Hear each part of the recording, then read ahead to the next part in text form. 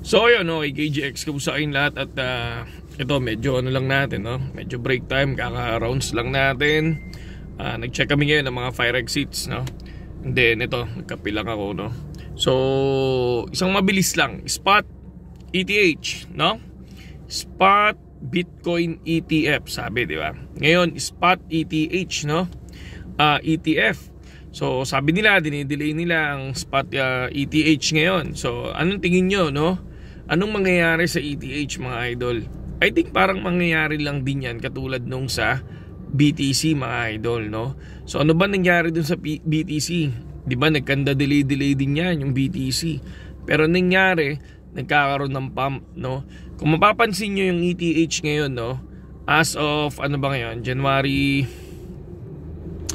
27, no? Nakikita natin na nasa 2,250 ang ETH, no? Kagabi, lumipad ang Bitcoin ng from 40,000 to 40,500, 40,400 to 41,900, tama? So hindi na break yung 42,000. So once ganun yung nangyayari, minsan bumababa, di ba? Yun yung nakikita nyo naman sa graph na ginagawa natin. And pero kung mapapansin nyo, ang Bitcoin lumipad, ang ETH tahimik lang, no? So parang may balak yung ETH ngayon. Parang eto ngayon, no? Ito yung tinitingnan ko. Lagi kasi ako nagkakamali, no, sa technical analysis sa ETH. Pero dahil papasok siya, no? Nanghihingi sila ng approval ngayon ng spot ETH, ng spot ETH, no? ETF. So tingin ko, para sa akin, hindi to financial advice, no? So far ngayon 2,250, parang I think is best time to buy or take position ng long, no? Para sa akin, para sa akin yan, hindi to para sa lahat, no? Para sa akin lang, mga idol, no? Para sa akin, parang best time na bumili ng ETH ngayon. So baka at least, sa susunod, di ba? Nandoon yung word na sana bumili ako nung bago mag-ETF, no? So I think ang selling natin yan after ng ETF approval. So ibig sabihin, pag lumipad dyan ng ETF at nakita nyo patuloy yung lipad, dun na ako magbebenta. Diba? Kasi kasabay nun yung Bitcoin halving. Sabi nga nila, kailan ba ang ETF, spot ETH, no? Estimated 120 days. Kailan yun? January, February, March, April, May, mga May. Pero ang Bitcoin halving, kailan? April, no? So ngayon, once na nagkakaroon ng halving, sabi nila, bumababa ang value ng BTC. Okay, sa historical, lahat ng bago mag-halving, bumababa yung value niyan. No, ngayon, ang mangyayari, I think, bababa muna yan and then lilipad after halving.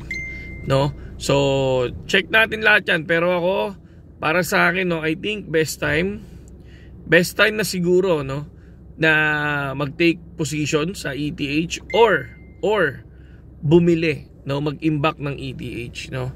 Hindi ko sinasabi to as a financial advice, hindi. Sinasabi ko lang yung mga nangyayari nung approval ng spot Bitcoin ETF, 'di ba? Nakita nyo naman, sobrang lipad ng Bitcoin, 'di ba? Biglang lumipad dahil ito yung nila ngayon, pinag-aaralan nila before kung ma-approve ba.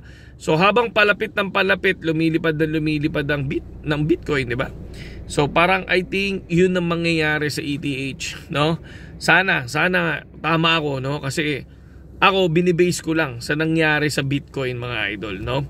So nasa inyo kung okay sa inyo yung pananaw natin or hindi. Pero syempre, pwede nyo naman i-comment yan, no, kung ano yung pananaw nyo din pagdating ng spot ETH approval. Okay, ETF. So yun lang sa ngayon, KGX. At sa ngayon, mamaya kasi hindi ako makakapag video about sa graph kasi may gagawin ako talaga. Nag-post lang ako saglit ngayon. At siguro bukas, no, ako rest day ko tomorrow. So siguro mag-upload ako ng umaga, upload din ako ng gabi mga idol, no? Yun lang sa ngayon KGX. Sa mga gustong pumasok sa BitGet mga idol, pasok lang kayo sa link natin dyan sa description. At gamitin nyo yung trial coin para makapag-practice kayo kung paano ba yung future trading or spot trading. Gamitin nyo yan. Meron pang practice coin mga idol, okay? May pang practice coin, kaya tayo meron link dyan sa description. Huwag kayo basta-basta yung yung mag-deposit, diba, nang hindi nyo alam.